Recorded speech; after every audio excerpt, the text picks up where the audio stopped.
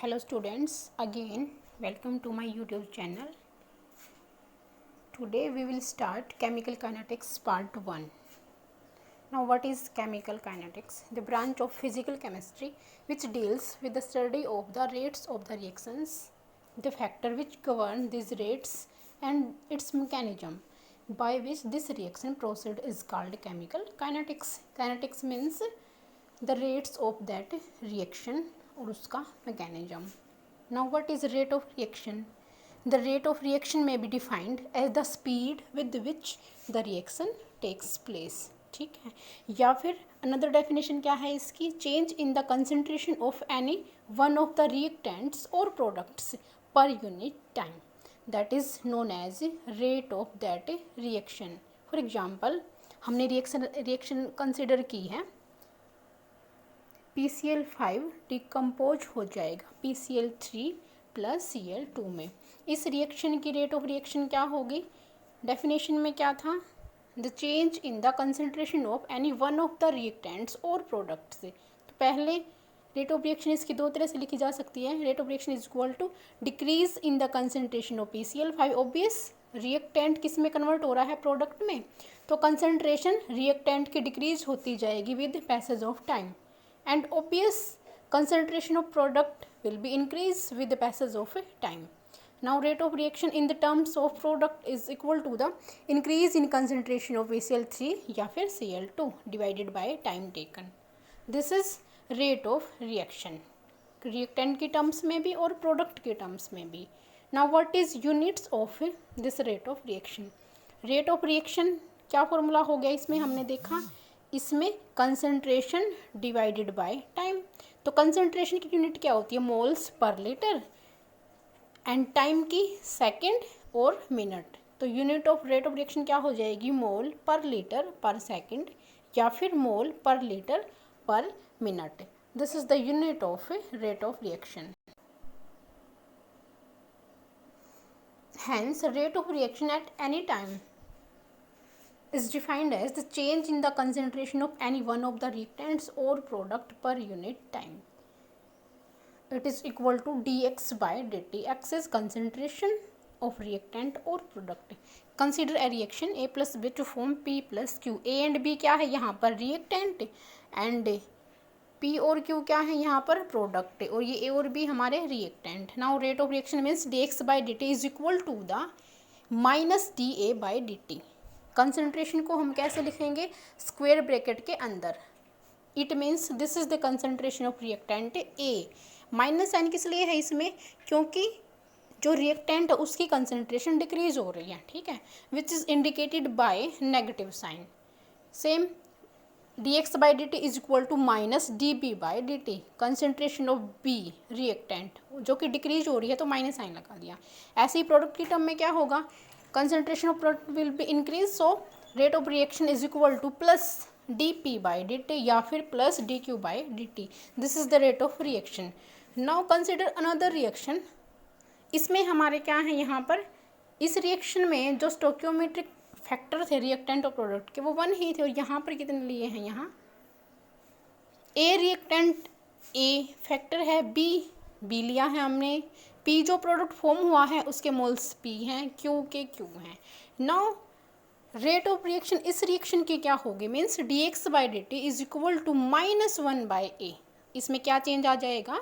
जो यहाँ पर इसका फैक्टर है रिएक्टेंट का या प्रोडक्ट का वो उसके डिवाइड में आ जाएगा. सिमिलरली माइनस साइन लगेगा रिएक्टेंट के लिए, प्लस साइन लगेगा प्रोडक्ट के लिए. तो dx by dt is equal to minus 1 by A dA by dt. Similarly for B and P और Q के लिए भी सेम. P और Q के लिए प्लस साइन आएगा और जो इसके मोल्स थे 1 बाई P 1 बाई Q साथ में रहेंगे. इसका ग्राफ क्या होगा? स्टार्टिंग में बताया था कंसंट्रेशन जो है रिएक्टेंट की डिक्रीज हो रही है विद पैसेज ऑफ टाइम और प्रोडक्ट की इंक्रीज हो रही है, तो ग्राफ हमारा इसमें यही आएगा. ये this is for reactant and this is for product. With passage of time concentration reactant की डिक्रीज हो रही है, सेकंड ग्राफ में प्रोडक्ट की कंसंट्रेशन इंक्रीज हो रही है.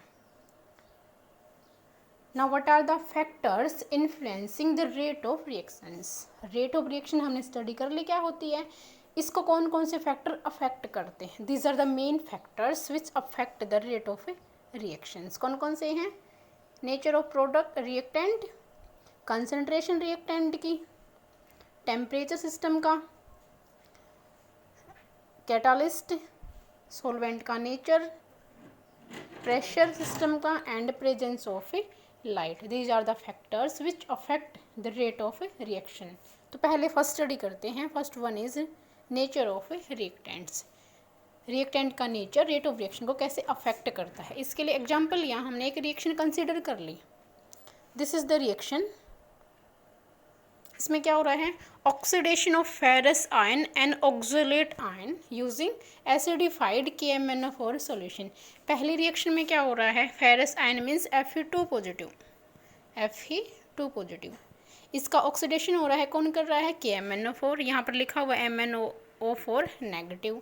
सेकेंड रिएक्शन में MnO4 नेगेटिव किसका ऑक्सीडेशन कर रहा है? ऑक्सलेट आयन का C2O4 2 नेगेटिव, इसका ऑक्सीडेशन कर रहा है। पहली रिएक्शन में Fe2 पॉजिटिव कन्वर्ट हो रहा है Fe3 पॉजिटिव, ऑक्सीडेशन हो गया। सेकंड में C2O4 2 negative oxalate ion convert हो रहा है CO2 में, तो इसका भी क्या हो रहा है? ऑक्सीडेशन हो रहा है। दोनों ही केस में पहली रिएक्शन फास्ट है, सेकंड स्लो है। तो दोनों में ही सेम टेम्परेचर लिया है, फिर भी पहली रिएक्शन फास्ट है, मीन्स रेट ऑफ रिएक्शन जो उसका रेट है वो हाई है और सेकंड का रेट स्लो है। तो यहाँ पर दोनों में सेम चीज़ें हैं। क्या डिफरेंट है दोनों में? This is due to the difference in the nature of reducing agent, और वो क्या है? Ferrous and oxalate ion. Ferrous ion और ऑक्सलेट आयन यही दोनों में अलग अलग हैं, इसलिए दोनों की रेट डिफरेंट डिफरेंट है। तो नेचर ऑफ रिएक्टेंट पर रेट डिपेंड कर रही है। Second factor is concentration of the reactants. Concentration अभी हमने पढ़ा था ना, जैसे जैसे कंसंट्रेशन जैसे जैसे टाइम जाता है तो कंसंट्रेशन रिएक्टेंट की डिक्रीज होती जाती है। ओबियस क्या होगा? रेट ऑफ रिएक्शन भी डिक्रीज होगी। As a reaction proceed the reactants are consumed, इसलिए कंसंट्रेशन रिएक्टेंट की डिक्रीज होती जाएगी with passage of time. Experimentally ये नोट किया गया कि जैसे ही कंसंट्रेशन डिक्रीज होती है रिएक्टेंट की, रेट ऑफ रिएक्शन भी डिक्रीज होती है। For example rusting of iron, जो कि रेनी सीजन में फास्ट होता है in comparison to other seasons. Rainy season में क्या होगा? जो वाटर वेपर्स है उसकी कंसंट्रेशन ज़्यादा है, तो रस्टिंग ऑफ आयरन में वाटर वेपर्स की नीड होती है, इसलिए रेनी सीजन में इसकी रेट ज़्यादा, क्योंकि रिएक्टेंट की जो कंसंट्रेशन है वो ज़्यादा है। ठीक है, तो क्या होगा? With passage of time rate of reaction will decrease with decrease in the concentration of reactant. Third हमारा है टेम्परेचर ऑफ द सिस्टम। ये इम्पोर्टेंट भी है और कई तरह से इसको स्टडी करेंगे कि सिस्टम का टेम्परेचर कैसे अफेक्ट करता है रेट ऑफ रिएक्शन को। तो पहले हम लेते हैं, ज़्यादातर रिएक्शंस में जो रेट ऑफ रिएक्शन है टेम्परेचर इंक्रीज़ करने से इंक्रीज होती है rate of reaction. Mostly reaction में ऐसा होता है।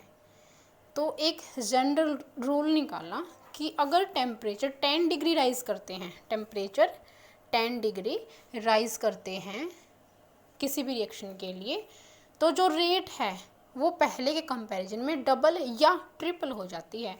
तो इसका हमने रेशियो निकाल लिया। This is known as temperature coefficient. Temperature coefficient क्या होता है? रेट कब? जब हमने 10 डिग्री राइज कर दिया टेम्परेचर, T + 10 डिग्री सेल्सियस पर, and divided by KT, T degree Celsius पर rate is equal to 2 to 3।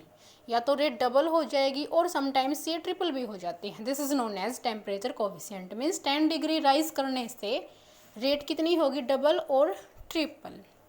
ठीक है, कई सारी रिएक्शंस ऐसी देखी गई कि जो रूम टेम्परेचर पर इनिशिएट ही नहीं होती, वो हायर टेम्परेचर पर ही इनिशिएट होती हैं।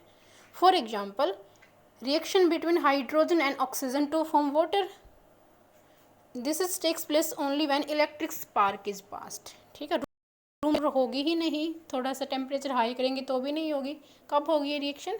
When an electric spark is passed. ठीक है, तो कुछ रिएक्शंस ऐसी हैं जो रूम टेम्परेचर पर इनिशिएट ही नहीं होती। इनिशिएशन के लिए टेम्परेचर हाई करना पड़ेगा, तभी वो प्रोसीड करेंगी। Now effect of temperature explain किया जाएगा यूजिंग कोलिजन थ्योरी। क्या होती है collision theory? According to this theory, जो रिएक्टेंट होते हैं, रिएक्टिंग मोलिक्यूल्स होते हैं, this molecules collide with each other. All collisions are not effective collisions. ठीक है, मीन्स मोलिक्यूल्स आपस में कोलाइड करेंगे तो ही क्या मिलेगी? केमिकल रिएक्शन होगी, और सारी कोलिजन्स इफेक्टिव कोलिजन्स नहीं होते। अब इफेक्टिव कोलिजन्स होता क्या है? इफेक्टिव कोलिजन्स वे कोलिजन होते हैं जिनसे केमिकल रिएक्शन होती है। ठीक है, it is that collision which results into a chemical reaction. तो अगर केमिकल रिएक्शन प्रोसीड होनी है, उसके लिए क्या होना जरूरी है? Effective collision. ठीक है, तो इफेक्टिव कोलिजन के लिए क्या कंडीशन है? इफेक्टिव कोलिजन कब होगा?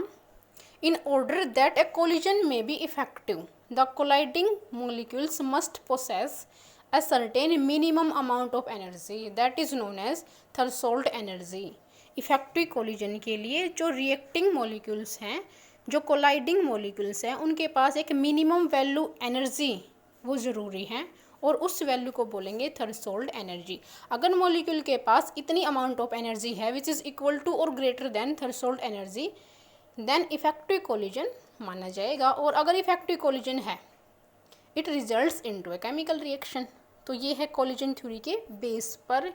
अब थ्रेशोल्ड एनर्जी की डेफिनेशन यहाँ से क्या बनेगी? It is defined as the minimum amount of energy which the colliding molecules must possess in order that the collision between them may be an effective collision. Same definition है कि threshold energy वो energy है, minimum amount of energy है किनकी? Reacting molecules की, colliding molecules की, जिससे वे effective collision दे पाए। उस एनर्जी को, मिनिमम अमाउंट ऑफ एनर्जी क्या बोल रहे हैं? Threshold energy. ठीक है, जैसे ये ग्राफ है मैक्सवेल डिस्ट्रीब्यूशन फॉर एनर्जीज के लिए, यहाँ है delta N by N fraction of the molecule having energy equal to और ग्रेटर देन थ्रेशोल्ड एनर्जी। ये मॉलिक्यूल्स हैं, और यहाँ एक्स एक्सिस के लोग क्या है? Energy of reactant. ये ग्राफ है, ये ग्राफ आया आपका ऐसे। तो this energy is known as threshold energy. यहाँ से यहाँ रिएक्टिंग मॉलिक्यूल्स हैं हमारे, ये प्रोडक्ट है, तो इन रिएक्टेंट्स को इसमें कन्वर्ट होना प्रोडक्ट में, तो क्या होगा? ये जो हिल्स है ये इसको पार करना पड़ेगा, और यहाँ रिएक्टिंग मॉलिक्यूल्स है, यहाँ पहुँचने के लिए, इस पीक पर पहुँचने के लिए इनको इतनी अमाउंट ऑफ एनर्जी की ज़रूरत है। अगर इनके पास ये एनर्जी नहीं है तो यहाँ हिल्स पर नहीं पहुँच पाएंगे, इस पीक पर, हिल्स के पीक पर नहीं पहुँच पाएंगे, और यहाँ नहीं पहुँचे तो प्रोडक्ट में कन्वर्ट नहीं हो सकते। तो इसलिए रिएक्टिंग मॉलिक्यूल्स को ये अमाउंट, यहाँ से लेकर यहाँ तक, ये अमाउंट की ज़रूरत है। This is minimum amount of energy, और इसी को बोल रहे हैं क्या? Threshold energy. तो ये ग्राफ हमारा मिला। और पहले भी जो टेम्परेचर कोफिशिएंट निकला था उसमें भी क्या था? अगर टेम्परेचर 10 डिग्री राइज करते हैं तो जो रेट है वो क्या हो जाएगी? डबल और ट्रिपल हो जाएगी, क्योंकि एक्सपेरिमेंटली ये नोट किया गया इस ग्राफ से। ये कर्व है हमारा टी डिग्री पर, और ये जो सेकंड कर्व है ना, ये है 10 डिग्री इंक्रीज़ कर दिया temperature, T plus 10 degree Celsius temperature. इससे क्या हुआ है? Fraction of the molecules increase हो गए। तो जो मैंने शेड कर रखा है ना रीजन, ये वाला, यहाँ फ्रैक्शन ऑफ द मॉलिक्यूल जिनकी एनर्जी ग्रेटर देन थी या इक्वल टू थी थ्रेशोल्ड एनर्जी की, वो ये हैं, और सेकंड ग्राफ में इसकी वैल्यू इंक्रीज हो गई। इसलिए अगर मॉलिक्यूल्स इंक्रीज हो रहे हैं which brings out effective collision, तो रेट भी इंक्रीज हो जाएगी, और fraction of the molecule double हो रहे हैं तो रेट भी क्या हो जाएगी? डबल हो जाएगी।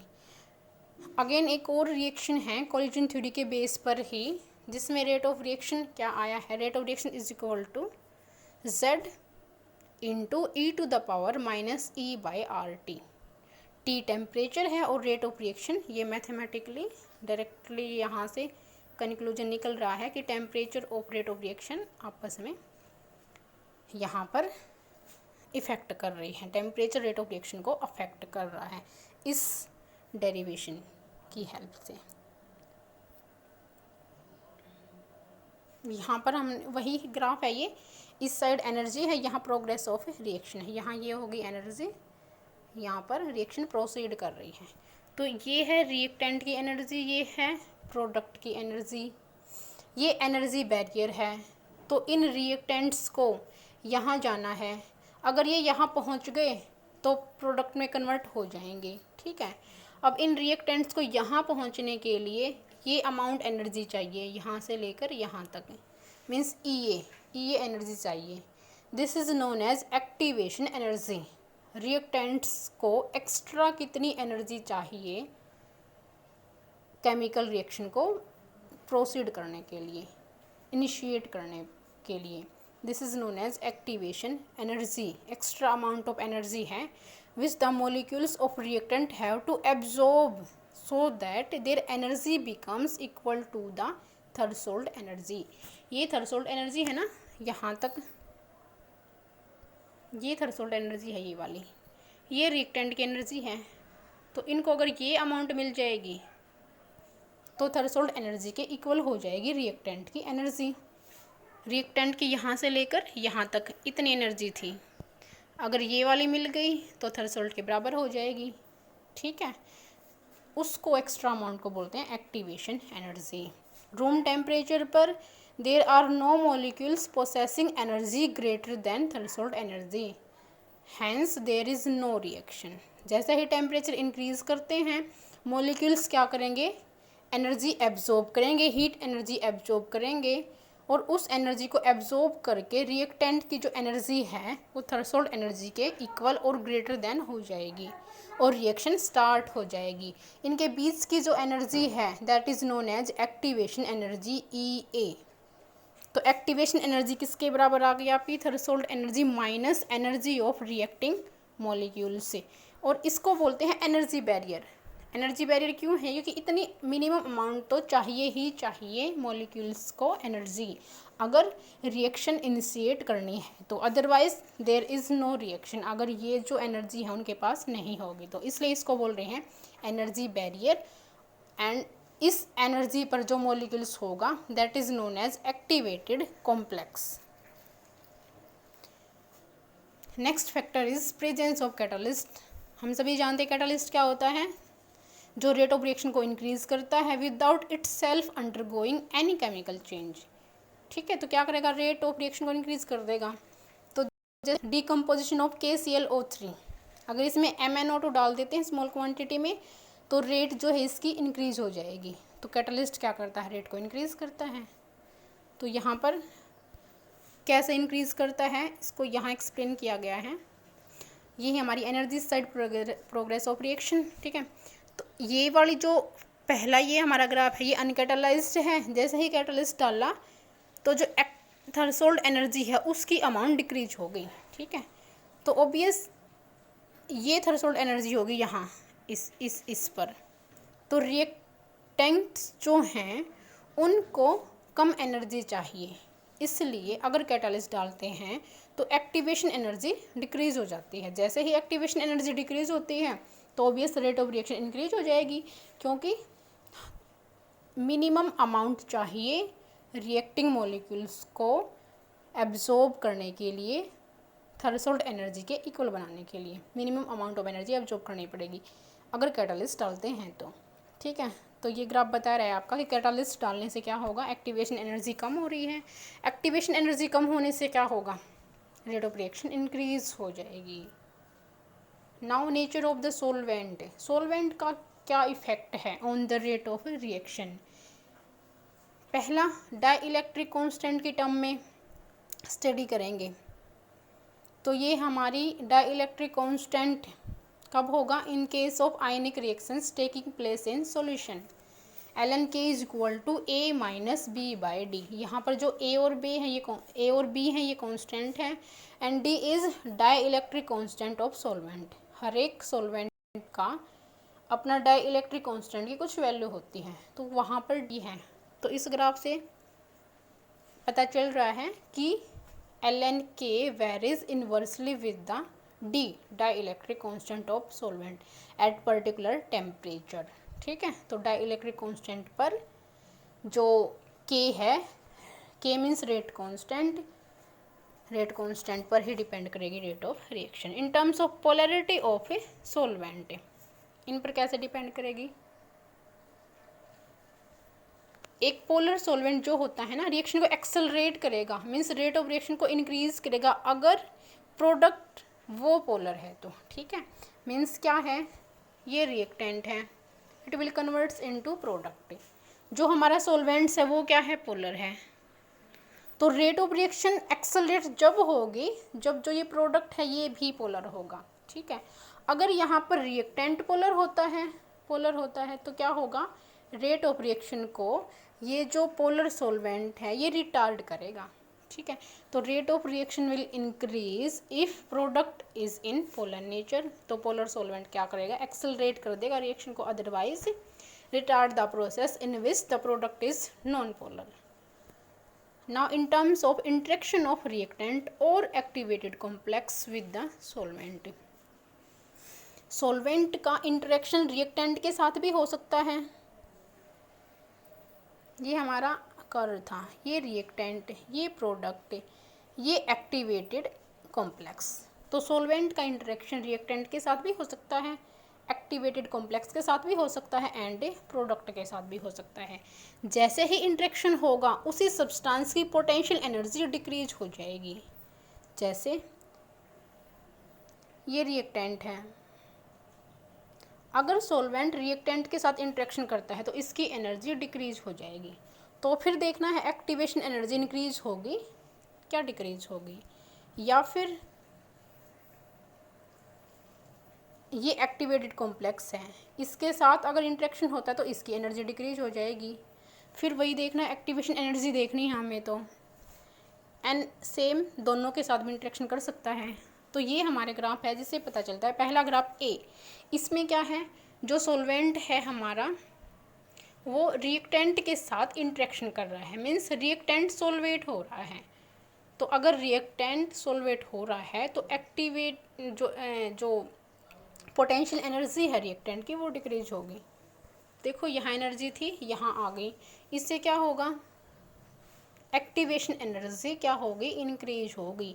एक्टिवेशन एनर्जी इंक्रीज होने से rate of reaction will decrease. Now second graph में बी में क्या है, सॉल्वेंट इंटरेक्ट कर रहा है एक्टिवेटेड कॉम्प्लेक्स के साथ, यहाँ एनर्जी इसकी डिक्रीज हो जाएगी, एक्टिवेशन कॉम्प्लेक्स की एनर्जी डिक्रीज हो जाएगी, पोटेंशियल एनर्जी। इससे क्या हो रहा है, देखो एक्टिवेशन एनर्जी डिक्रीज हो रही है। अगर एक्टिवेशन एनर्जी डिक्रीज हो रही है तो क्या होगा, रेट ऑफ रिएक्शन इंक्रीज हो जाएगी। थर्ड ग्राफ में क्या है, जो सॉल्वेंट मॉलिक्यूल्स हैं वो रिएक्टेंट और एक्टिवेटेड कॉम्प्लेक्स दोनों के साथ ही इंटरेक्शन कर रहा है, तो दोनों की एनर्जी क्या होगी, डिक्रीज हो जाएगी। इस केस में क्या होगा, potential energy of both will decrease, hence the rate of reaction will be small. Third case में rate of reaction will small. Now last factor क्या है हमारा, प्रेजेंस ऑफ लाइट और रेडिएशन। कुछ रिएक्शंस ऐसी होती हैं जो ऑर्डिनरी कंडीशंस पर इनिशिएट नहीं होती, डू नॉट टेक्स प्लेस। ठीक है, ये लाइट की प्रेजेंस में ही प्रोसीड करती हैं। For example reaction between H2 and Cl2 to form HCl, these reactions are known as photochemical reactions. Means ये रिएक्शन लाइट की प्रेजेंस में होती हैं, फोटो मीन्स लाइट, तो फोटोकेमिकल रिएक्शंस बोलेंगे इनको। इसका क्या रीज़न है, इसका ये रीजन है, जब लाइट डालेंगे, रेडिएशन डालेंगे, वो क्या देती है, एनर्जी, और उन एनर्जी को रिएक्टिंग मॉलिक्यूल्स एब्जॉर्ब कर लेते हैं और एनर्जी बैरियर को क्रॉस कर देते हैं। ठीक है, तो ये होगी प्रेजेंस ऑफ लाइट, क्या होगी, इनिशिएट करती हैं रिएक्शंस को।